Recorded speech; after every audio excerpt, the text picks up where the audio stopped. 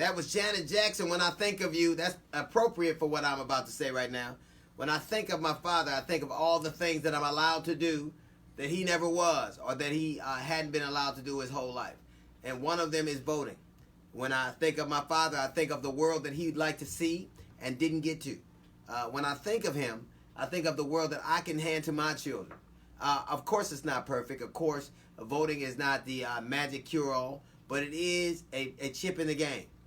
It is a way to say what you mean, to step forward and say, these are the things I believe in and I can support, and these are the things I cannot. What people don't seem to realize, and it seems to be lost on us a great amount of time, is how many people died and sacrificed. And when we think of them, we should understand the obligation and the responsibility we have, not to a particular party or a particular ideology, but to step forward and say, these are the things that I believe in. When I think of my father, I think how proud he would be if he got to see the things that I'm seeing right now. A young woman in Georgia is running for governor for the first time, a young black woman. I've never seen that before.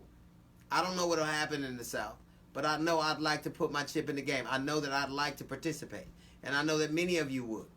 I've never seen a young black man who seems to understand all the things that have gone through, all his experiences, Andrew Gilliam, and he seems to understand what we need and how things can be different. Not a perfect thing, but moving us forward. When I think of my father, I think of Beto O'Rourke in Texas, a man who out his mouth said to people, it's wrong for black men to be gunned down in the street.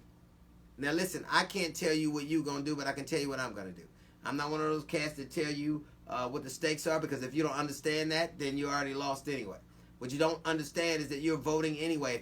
If you go or stay, you're still participating. One is with your consent and one is without it.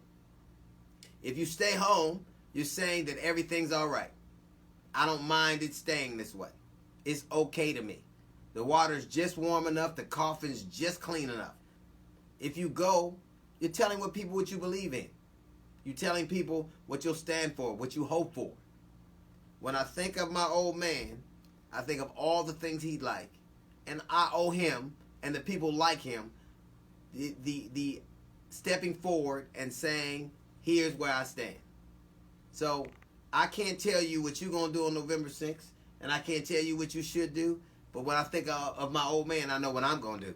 That's a little note from the GED section. We got the Jazz Report coming in 15 minutes. It's the D.L. Hughley Show.